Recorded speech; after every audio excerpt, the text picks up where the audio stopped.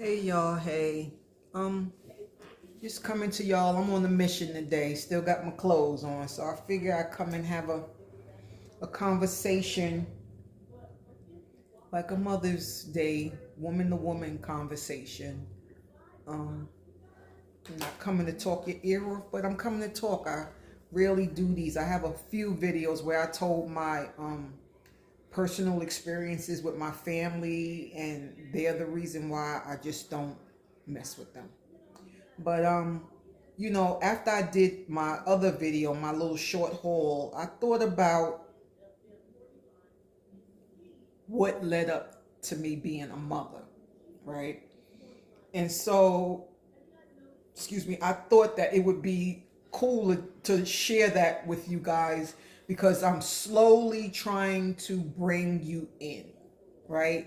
I don't want to bore or overwhelm people because I am a straightforward person. I would say 80% of me have no filter. I say exactly how I feel and what's on my mind. And sometimes I can get penalized for that, for being brutally honest. But I don't like to lie. Like if I'm asked a question or an opinion on certain situations, I'm going to give you everything, the full everything. If you ask me, sis, how this look, I'm gonna probably suggest you don't have another shoe, or you don't have a brown shoe or a blue shoe to go, something like that. Um, just honest. How does this look? I don't like it. It don't look too good. It's not giving, what you expecting it to give kind of deal. But anyway, so how I became a mom for the first time. Um, this was 1988. I graduated high school. Soon as I graduated, I got a job working for an insurance company in Manhattan. This was the summer of '88. And actually, my aunt was working there. And she had told me that her job was hiring to get, because at this time I'm 18. I didn't even have a resume. I was doing little part-time gigs here and there, but I didn't really have a full-time job. So she was like, well, get a resume typed up with the little jobs that you did have, your summer jobs, your part-time jobs during high school, put all that on your resume. So I did that, gave it to her, and the company called me. So it everything like worked perfectly, because soon after I graduated, that next week I started working. So I started working, and during that whole time of me starting to work, I had already had a boyfriend. Like him and I were maybe a year or two in. Uh, I don't remember exactly, but him and I ended up getting an apartment together, and it was pure hell from there. Like we just couldn't stand each other. We didn't like each other. We was always fighting and doing disrespectful things to each other.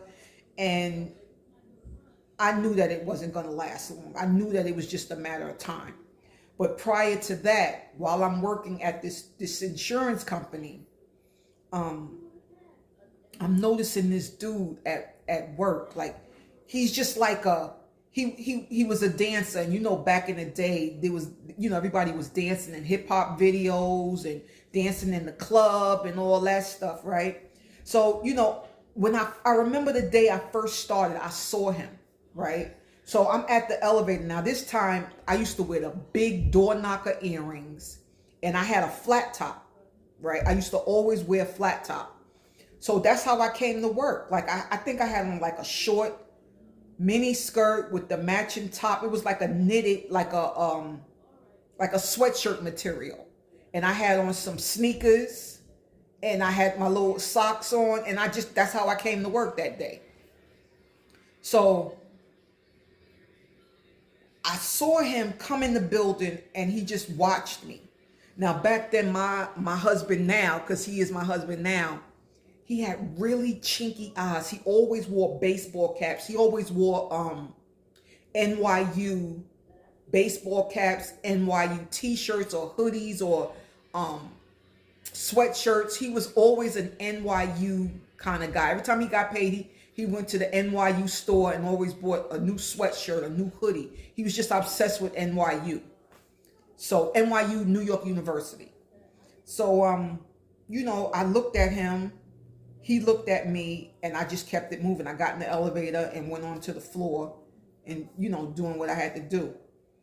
Not knowing that this dude works in my aunt's department, right? Because remember prior, I just told you that my aunt got me the job there. So he worked in my aunt's department. So I would say maybe now a couple of days, I'd say maybe a couple of weeks going, I'm noticing him more and more. He's always like, every time I turn my head, I see him, right? But we just saying hi, how you doing? Nothing. But I'm thinking things in my head like, yo, I like this dude. Just something about him. His swag. I don't know what it was. I ain't say nothing still. By this time, like I said, I'm living with a guy. We going through our ups and downs, whatever. So one day my aunt comes. I saw my aunt that morning. She said, Rena, come here. I got to talk to you about something. So she put me to the side and was like, the tall guy from my floor? His name is Marky. We call him Marky, but his name is Mark. So I was like, oh, the tall guy. Yeah, the one who's always dancing and acting silly. So she was like, yeah. She was like, he wants to take you to lunch. So I was like, take me to lunch? Like, he ain't never spoke to me. Like, he just always looks at me and we just, and that's it. He's never really tried to open up a conversation with me. She was like, yeah, I know. He's kind of shy, but, he told me that he want to take you out to lunch. So I said, well, what day he want to take me out to lunch? She said, maybe this Friday. So I was like, all right, I don't have a problem with that. Give him my phone number, and hopefully next time I see him, he'll give me his. Right? And like I said, I'm going through issues with the dude I'm living with now. Not sure if I want to be with him, because when I moved in with this guy, I'm starting to notice a lot of hygiene neglects, if you understand what I'm saying. And when you move in with a person, you really see who they are, right? And part of his hygiene was disgusting to me. It just was, I learned how men operate through my father. And although I don't care for my father, I've noticed that he was a very clean man. He got up and bathed. He always bathed. He kept his mouth clean. He was just a clean man. And I knew that's what I wanted in my life. Like, I needed somebody who was always bathing, always took care of their facial. I was just always like that as a young girl. And my father instilled that in me growing up to become a young woman.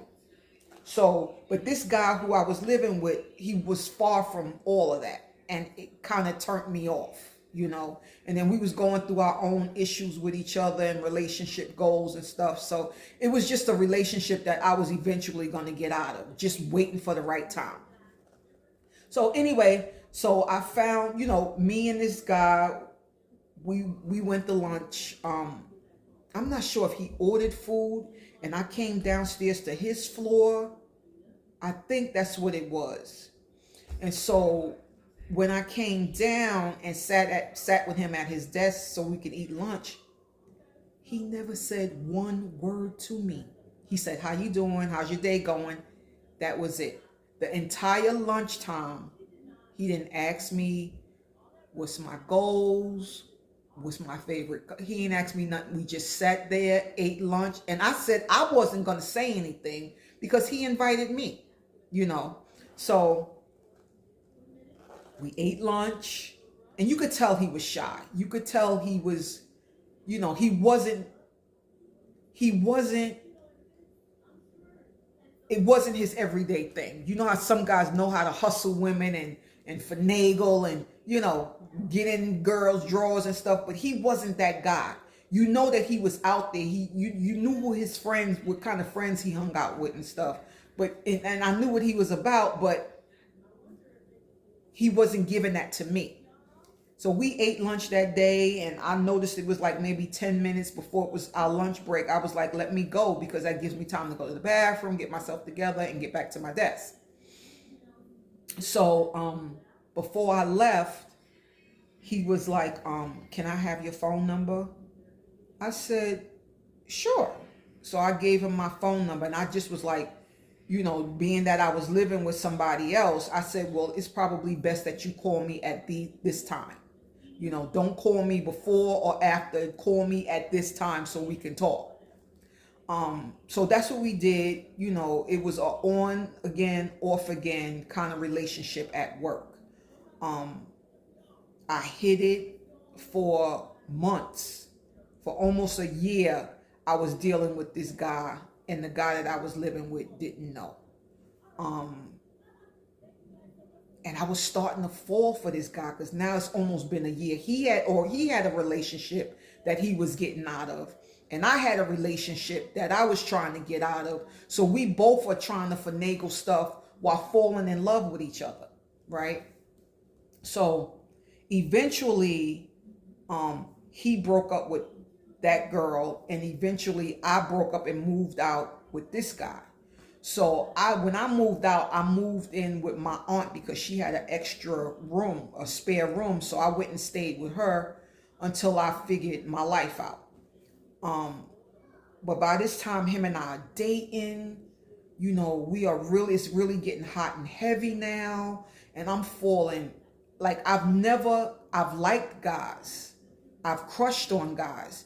But it was just like this feeling that I never had before. So, you know, I used to have to ask my best friend, is this love? Am I falling in love with this guy? Because I've never felt like this before. I felt the need to want to be around him all the time. And I didn't feel like that with the other guys that I was dating. Even the dude that I was living with, I was glad when he wasn't home, you know.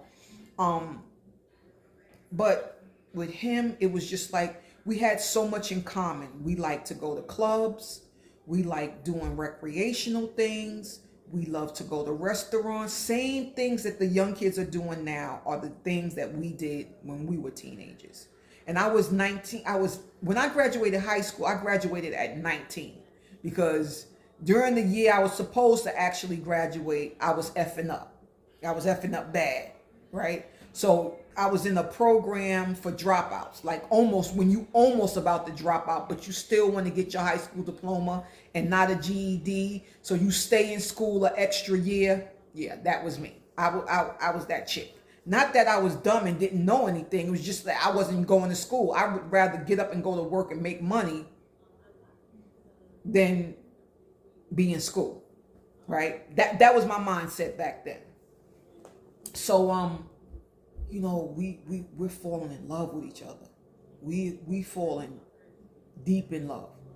And mind you, during the time that he's dealing with what he's dealing with and I'm dealing with what I'm dealing with, you know, we back and forth at work, we going to lunch, we doing things on our lunch break. I'm sneaking out on the weekends, telling this dude I live with that I'm going to hang out with one of my coworkers, and I'm really going to his house. Right? So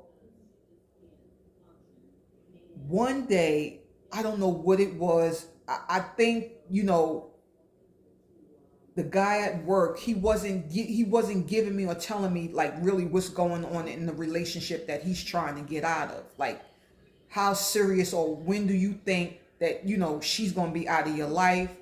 And he asked me this. He never really asked me the same thing. I guess he just left me to figure it out. But I wanted to know before I went ahead and made my move, right? So one day, you know, I guess when I had that conversation with him, he wasn't giving me the answers that I wanted to hear. So I was like, you know what? Maybe it's best that we just be friends. You know, you go your way, I go my way, because it doesn't seem like any one of us is moving fast enough to get out of what we need to get out of for us to build.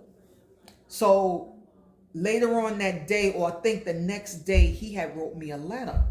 And it was like a 2-page long letter page letter.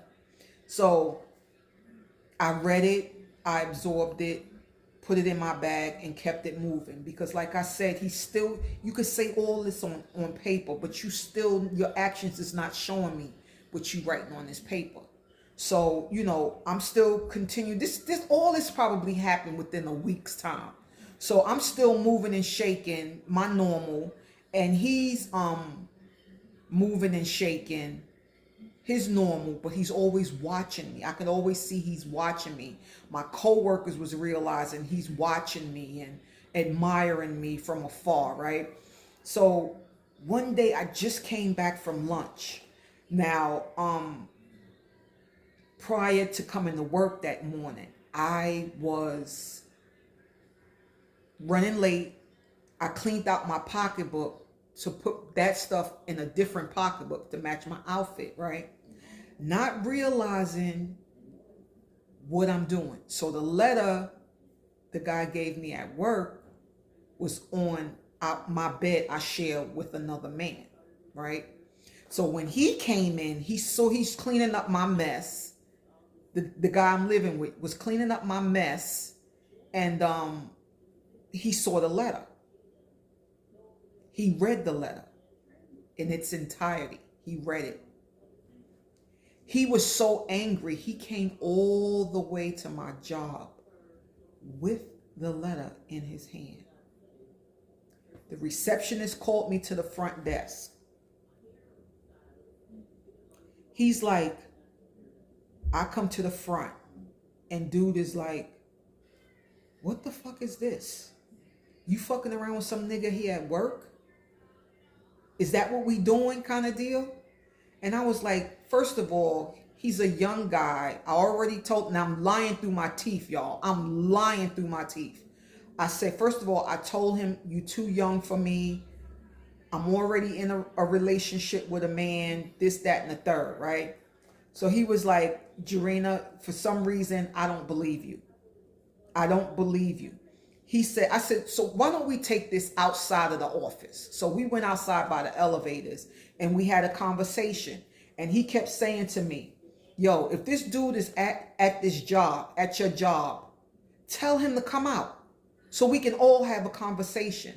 And I said, he doesn't work here. He does not work here. Why do you think that he works here? I already told you what the situation was. So he was like, all right, Jarena, whatever you say, this, that, and the third. And I think actually this was prolonged for like a year. Like a year, me and the guy in the office was seeing each other for about a year. Because when I first met him, we was at another office building, and then we moved on 34th Street.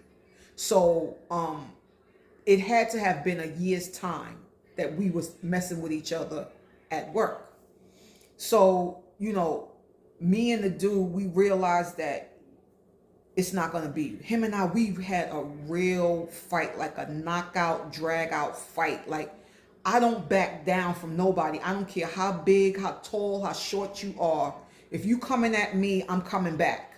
And we had a knockout, drag out fight, like a real fight. So that's when I realized that I knew that it was time for me to go. So that's when I moved in and stayed with my aunt for a little bit. But I was free.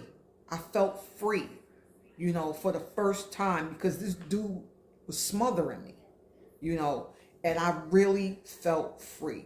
So when I moved to my aunt, we was dating more. I was spending the night at his house. We was hanging out. You know, we was doing us. We were going out to eat, partying. We just was doing us, right? So I met his parents. We were going out on little, like New York would have these cruises. I think they still do like these 2-hour lunch cruises. And we would go to street fairs and we would go out to eat with his parents and stuff. It was something that I had never experienced with any of the guys that I was dating prior to him. So I was falling heavy for him. We was falling for each other. You could tell. We had went through a couple of stumbles before I moved to my aunt's house. But we got over it, we worked it out, and here we are.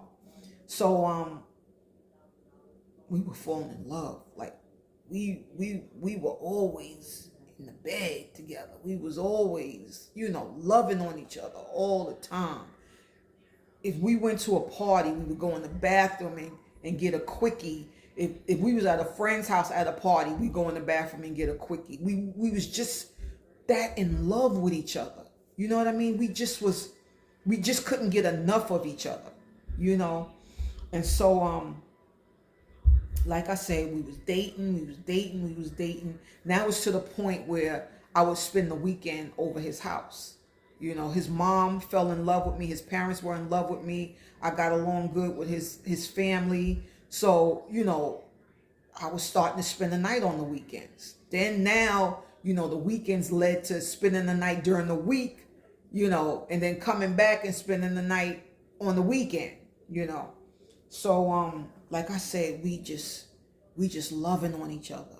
He used to buy me gifts just for no reason. Jewelry, clothes. He would let me use his credit cards. He was just so good to me. And mind you, he was 2 years older than me. His mom raised him so well. Like he knew how to save his money. He knew how to go pay bills. He knew how to go to the bank. He just knew how to do the things, right? And I was so attracted to that, So like I said, I would come to his house, and even I would come there, like we would go Fridays after work. He would go home because he's going to hang out with his boys.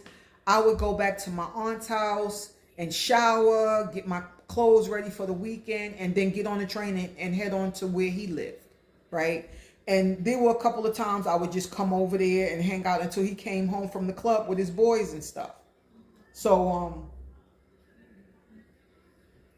this one day, I came over and he was going to the club with his boys.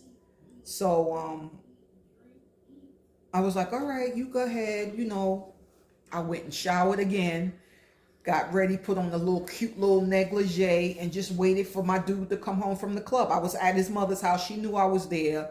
I'm in his room just watching TV and just chilling. So after he had left, I was like, you know what? I might as well just go ahead to bed. I went to bed, and it might have been about 2 or 3 o'clock. It might have been about 1 or 2 o'clock in the morning. And him and his brother shared a phone. His brother's bedroom was on the other side of the house.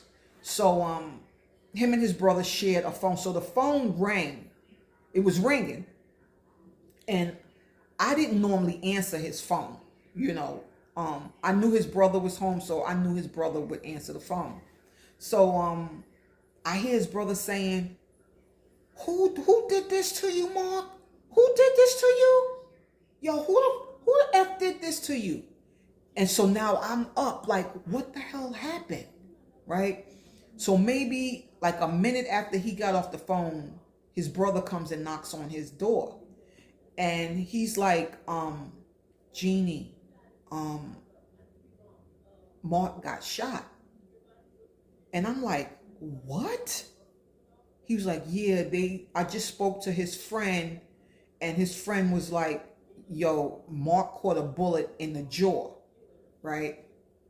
So quick story with that. Him and his boys, they was online at a club waiting to get in. My husband is 6'1", right?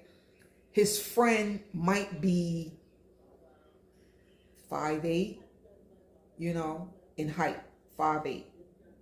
And so, no. So this is the top of my husband's head. This finger right here is the top of my husband's head. This is his cheek, right? So this is the height of his friend. His friend is like the height of his cheek, right?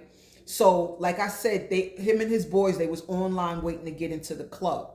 His friend walked off the line because he saw one of his other homeboys and went to dap him up. So soon as his friend walked off the line, my husband caught a stray bullet in the jaw, right? So till this day, my husband's friend think that bullet was meant for him, because he said, Jarena, if you think about it, had he not moved off that line, that bullet would have caught him in the head. That bullet would have caught my husband's friend in the head. But my husband caught the bullet in the jaw, right? So after my husband's brother told me that Mark got shot in the jaw, I got frightened. I got so frightened. I was scared. I'm 19, almost going on 20 years old. I've never experienced nothing like this. I'm saying to myself, what the hell am I getting myself into? What's really going on? I get up. Now, mind you, it's like 2 o'clock in the morning. I get up. I put my clothes on. I'm going to Lower Manhattan. It was St. Mary's Hospital. I'm going to St. Mary's Hospital to go find out what's going on with my dude. But before that, I get up, I'm getting out of bed, and I'm putting on my jeans. I put his hoodie on and his baseball cap, and I was going to get on the train and go head down to Manhattan.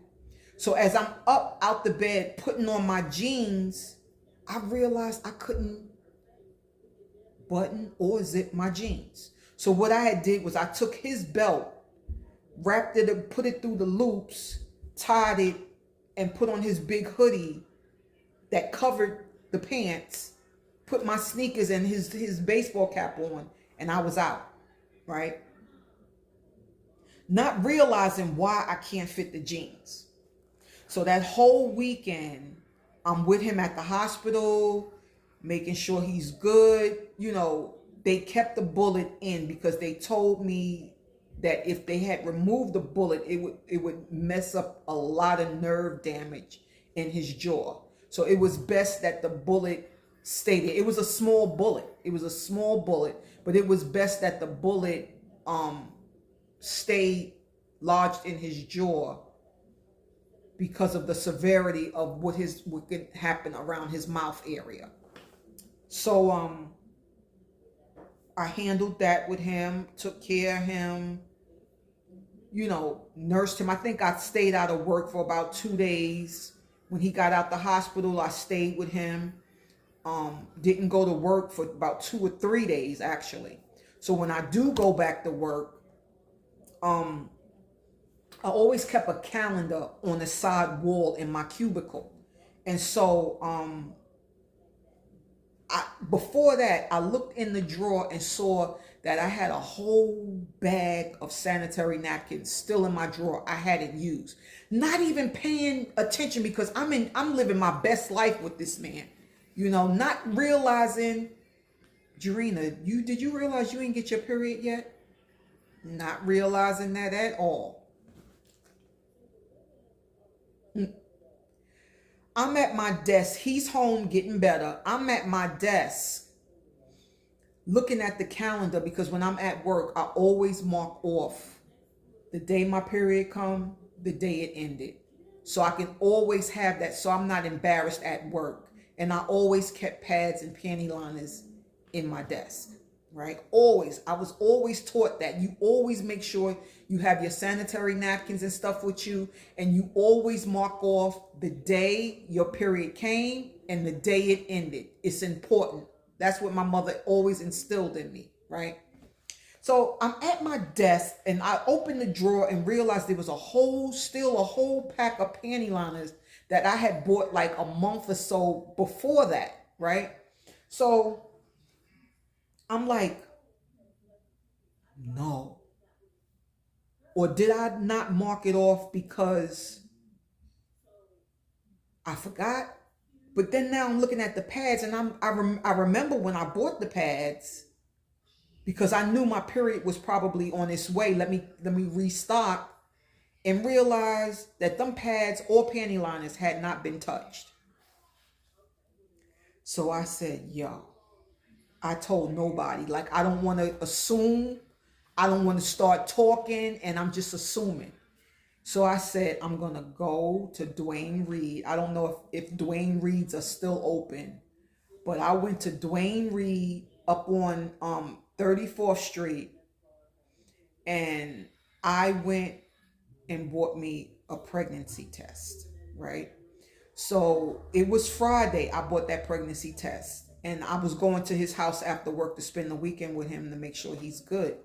So when he was home, that morning, I waited for his parents to get up and go to work, because they used to leave the house like 6 o'clock in the morning to go to work. And this was a Saturday morning.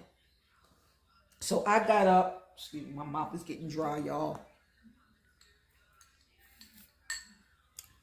Aren't they cute? They was in they sell these in Marshalls, and I think I got this one from Home Goods. But yeah, those type of stores. It's so good.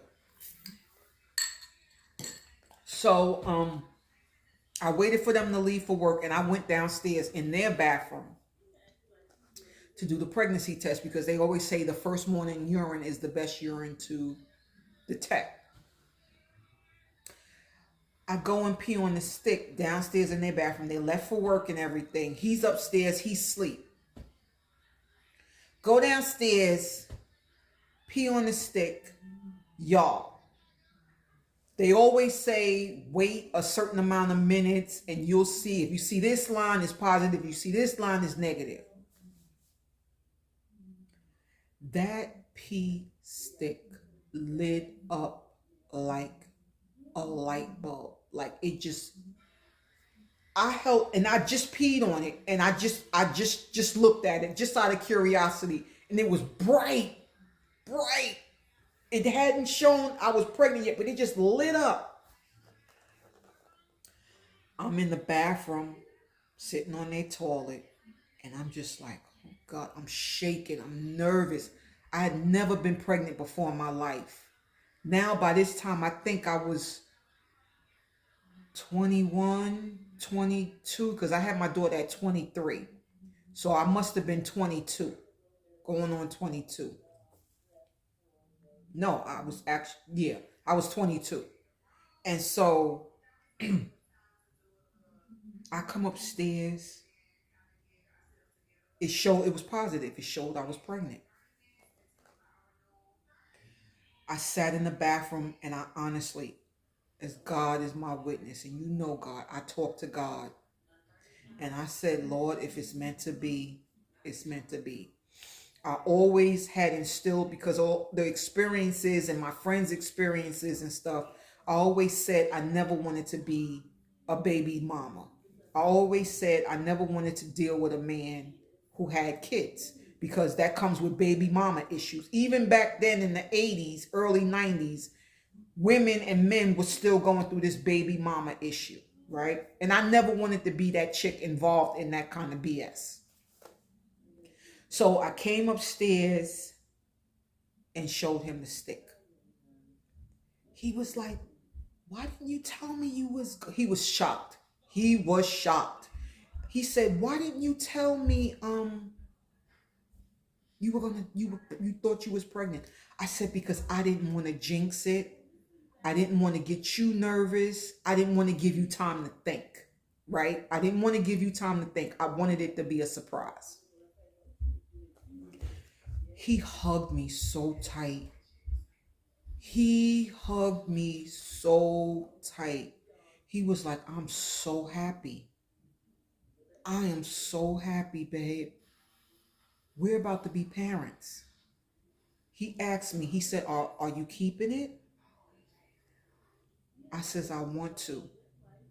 you know, I really want this baby. Like, I've never thought of having kids, having a family. My dream for myself was to work, travel, get money by any means necessary, and just date and mingle. I didn't want to get into nothing serious. But when I met him, he changed my whole outlook on life, you know. So he asked me, was I going to keep it? I said, yeah. He was like, I'm glad, you know, he says, I'm glad you said that because I want this baby too. So we had this baby. 9 months later, she was 8 pounds, 9 ounces, and we named her Marquasia. She was such an easy baby. I had no problems delivering her. I was in labor for maybe an hour or so. And when I went, it's funny because like I said, me and him, we still was working at the same job. For years, we have been working at the same job. So it was this morning we got up to go to work. And every morning we would leave the house early enough because I always craved McDonald's breakfast. All I wanted for McDonald's every day during my pregnancy was pancakes, sausage, and hash brown from McDonald's. That was it. And I wouldn't even eat all of it. Everything was cut in half. And at that time, he ate the other half plus his breakfast, right? So as we going up the steps from the train station to go to McDonald's to have breakfast before we went to work, I was feeling real heavy. Like my legs felt like bricks. Like it was hard for me to get up the steps. That's when I knew it was just a matter of time, right? Because I was going to work all the way up until that first month of my 9th month. Up until my 9th month. The first week of my 9th month, right? So when we got up the steps and I went to McDonald's, we ate breakfast. And when I got up, I felt really heavy. It was hard for me to get up out the seat, right? So I said to my husband now, I said, babe, I'm going back home. So he's like, why? What happened? You feeling? I said, I'm feeling heavy. And I've never felt this way before. I don't want to go to work and be in labor at work and everybody looking at me and questioning and asking questions and shit. So I'm going to go back home.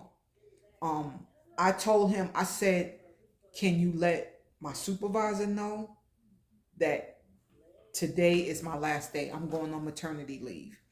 And if there's anything that I need to fill out, to give it to you, and I'll fill it out so he can bring it back to work. So that's what we did. A couple of days after that, I was in labor. And he was, mind you, he was going to work and he was going to cinema school. And so the day I was in labor, I just was feeling really heavy and really, really kind of weak a little bit, right? But I wasn't feeling the symptoms of labor, not from because I read books, right, during my pregnancy. So I wasn't feeling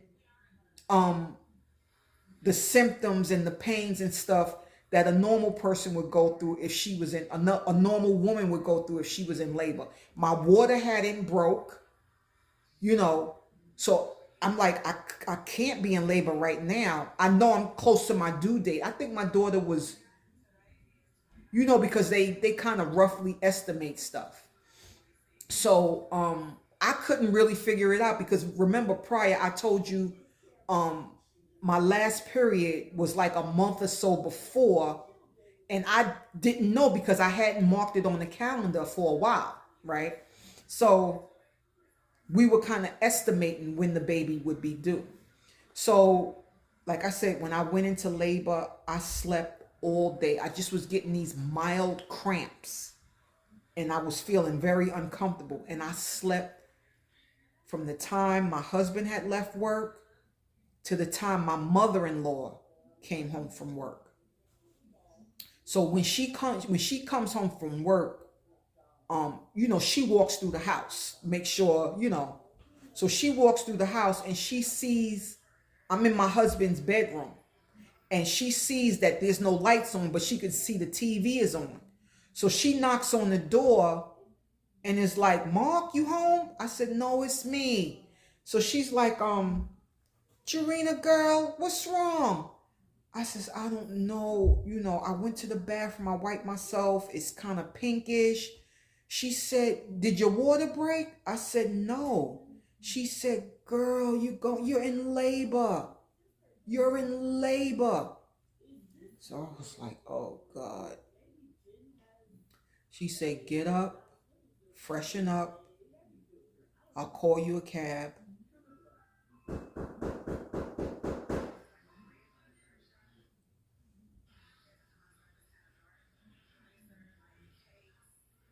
I'll call you a cab. Somebody's knocking on my door. I don't know who it is. Um, I'll call you a cab, and I'll call your cab, and you go ahead to the hospital. So at that time, my husband carried a beeper. I can't even look at who's on the ring because I'm recording through my phone. My daughter sees everything, so if it don't look legit, she ain't coming to answer the door. But so I went to the hospital. They checked me out. I was in labor, right? So our code was back then he carried a beeper, right? So he had a beeper, and he said, "If you ever go in labor or whatever, just call me 911." So I had talked to I told the nurse, "Can you please call my boyfriend and let him know that I'm in labor?" So she did that and put 911 in. He already knew the hospital and where I was at. All he knew was to come to labor and delivery. So I was commended for that. Back then in the 80s, women weren't, So she was like, "It's good that he has a beeper. You can let him know that you're in labor. You did a good job with that." Mind you, I'm 21, 22 years old, 22. So we you know, he gets there. I was praying that he got to the hospital before it was time for me to start pushing out. And he did. And I just was like, "How did you get here so fast?" He had got to the hospital in like 20 minutes. 20 minutes. I was so impressed, right? So when he got there, he put his bag down, started rolling up his sleeves. They put a gown on him, everything covered himself up or whatever. And soon after that, it was time for me to push. It was time for me to push her out. And I think I might have pushed about 4 or 5 times. And we were parents. We were parents. And I didn't need my mother, my father to be there. It was just me and him, as it's always been. As it's always been. And like I said, y'all, my baby girl was 8 pounds, 9 ounces. She was a big baby.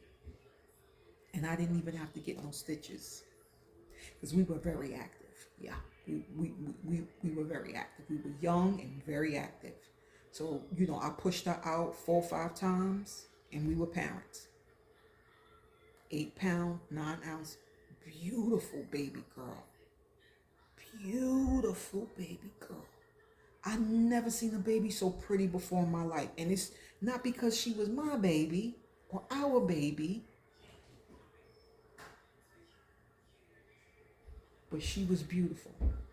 She was beautiful. Babe, who's that knocking on the door?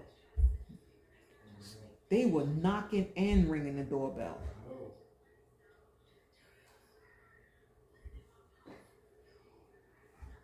There's a car out there in the front? There was.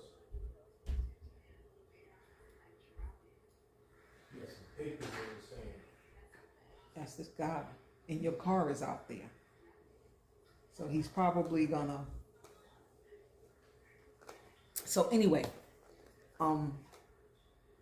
me and my husband was discussing something. Sorry, y'all. So I think that might be, guys walk around and knock on the door and they want you to sign up so they can come and mow the lawn or be an exterminator or whatever the case may be. But anyway, so yeah, we were parents. We were parents.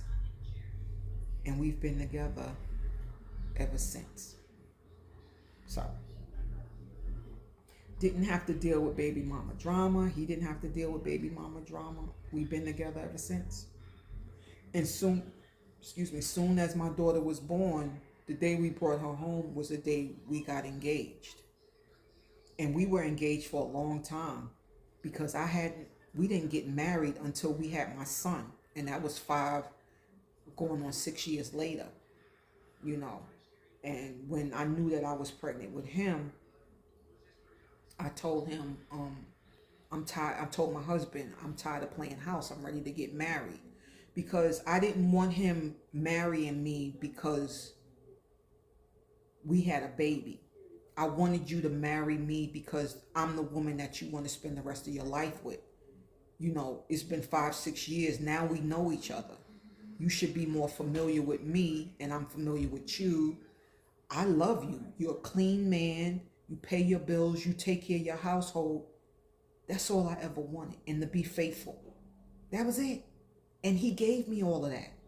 So after 5, 6 years, I realized, and I'm bringing my son, getting ready to bring a boy into this world. We got married when my son was 4 months old. My son is now 28. So that's how long we've been married. But we've been together for like 33 years. Yeah, about 33, 34 years we've been together. So that was my first time being a mom. And during this conversation now, I'm into my second time being a mom. And it's just a beautiful thing. And it's a gift from God. And every day I thank God for my 2 babies. Now I have 2 grandbabies. And every day I feel blessed just from them 4 people. I'm blessed. So don't ever think, life does get rough. Life does get hard.